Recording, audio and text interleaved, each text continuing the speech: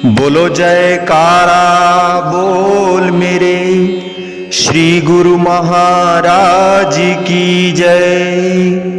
बोलिए सांचे दरबार की जय। श्री आनंदपुरवासी भगवान की जय। श्री नगली निवासी भगवान की जय। समस्त भगत जी को जय सच्चिदानंद जी।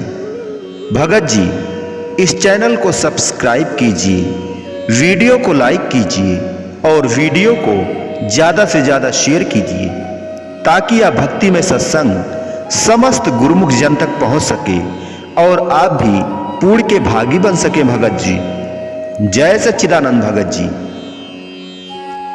हम नित्य प्रत श्री आरती पूजा में गायन करते हैं।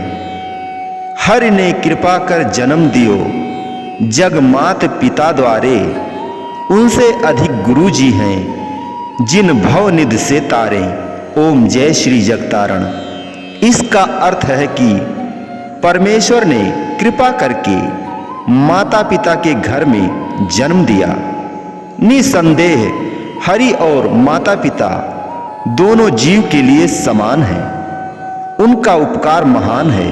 फिर भी कथन किया गया है कि उनसे श्रेष्ठ आध्यात्मिक गुरु ही हैं जो शरण में आए हुए जीव के सभी कष्ट क्लेशों का हरण करके अगम भवसागर से पार कर देते हैं। संसार में जितने भी रिश्ते नाते या संबंध हैं वे सब शारीरिक हैं और उनकी सहायता भी बहुत सीमित है।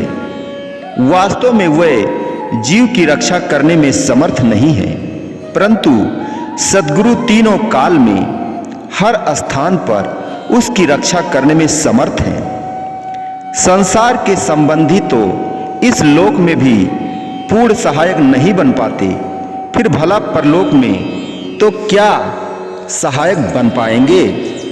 संत उपदेश करते हैं कि अपने परिवार के सदस्यों को सच्चा ज्ञान प्राप्त करने में हमें बाधक नहीं बनना चाहिए, बल्कि हमें उनके जीवन के कल्याण के लिए सद्गुरु से सच्चा ज्ञान प्राप्त करने के लिए प्रोत्साहित करना चाहिए। शारीरिक संबंध हमेशा एक से नहीं रहेंगे।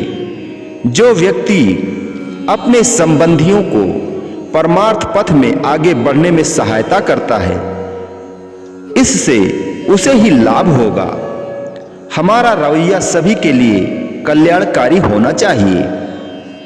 सिंधी में कहावत है, बिये जो भलो पहिजो भलो, अर्थात दूसरों का भला अपना भला। लोगों के पास अपने कल्याण के लिए दिव्य नाम प्राप्त करने के अतिरिक्त और कोई बेहतर उपाय नहीं है। ब्रह्म ज्ञान सम दान नहीं। किसी को सत्संग में लगाकर दिव्य नाम प्राप्त कराना महादान है। 1 लाख गौओं के दान देने से भी अधिक है। संसार में बहुत से साधु भक्त या भिक्षु हैं, लेकिन संत सद्गुरु प्रकृति की ओर से उनके सच्चे प्रतिनिधि हैं। वे अपने उपदेशों के माध्यम से हमें संसार के महासागर से पार करा सकते हैं, बशर्ते हम उनके आदेशों के अनुसार कार्य करें। अजमेर शहर में एक परिवार के सभी सदस्य सत्संग में भाग लेते थे। परिवार के छोटे बच्चे ने भी सत्संग में जाने की आदत बना ली थी। सत्संग में हमेशा सद्गुरुदेव जी की महिमा का गायन और दिव्य नाम का सस्वर पाठ किया जाता था। प्रतिदिन सत्संग श्रवण करते रहने से विश्वास हो गया कि गुरु बिना मोक्ष नहीं मिल सकता। इस परिवार की एक लड़की जब बड़ी हुई तो उसका विवाह टोंक शहर के एक युवक से हुआ। लड़की ने ससुराल जाकर उनसे कहा, अजमेर में मेरे घर के सभी सदस्य सत्संग के लिए आश्रम में जाते थे। अब मेरी भी इच्छा है कि मुझे भी गुरु जी से दिव्य नाम की दीक्षा लेनी चाहिए। उस नाम का सुमिरन करने से मुझे जीवन में सफलता मिलेगी। तभी उसके पति ने उससे कहा, तुम्हारे लिए मैं ही गुरु हूं और मेरे बुजुर्ग तुम्हारे सर्वोच्च गुरु हैं। अन्य किसी भी गुरु की कोई आवश्यकता नहीं है। यह सुनकर लड़की का मन मारकर बैठ गई। एक दिन उसने गर्मी में खीरा खाया और भूल से उसने पानी पी लिया, जिसके तुरंत बाद उसके हाथ पैर ठंडे हो गए और वह बेहोश होकर गिर गई। उसकी सास ने उसका नाम लेकर पुकारा, लेकिन उसने कोई जवाब नहीं दिया। तुरंत एक डॉक्टर को बुलाया गया। उसके पति और ससुर भी दुकान से घर चले आए। उसकी बिगड़ी तबीयत को देखकर वे चौंक गए।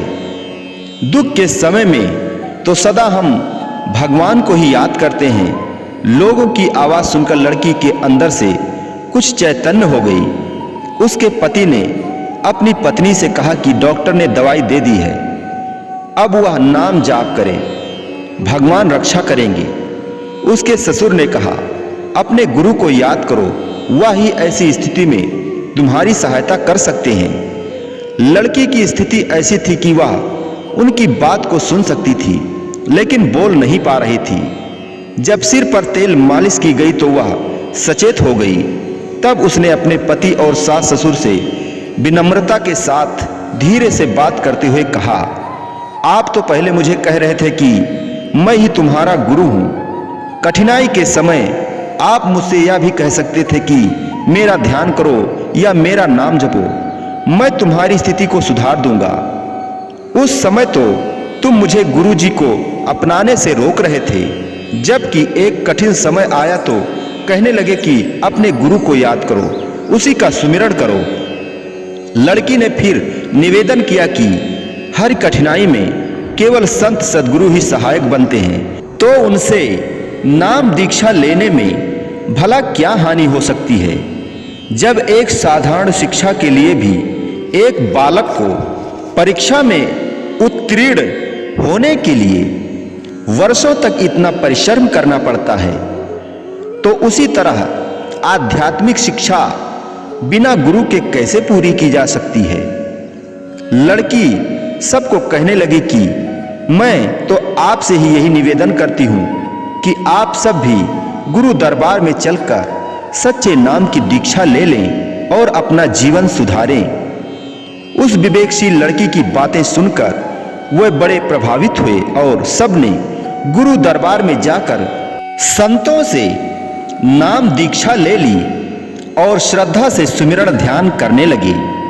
इस प्रकार उन्होंने सत्संग में आकर अपना जन्म संवार लिया। बोलो जयकारा बोल मेरे श्री गुरु महाराज की जय। बोलिए सांचे दरबार की जय। श्री आनंदपुरवासी भगवान की जय।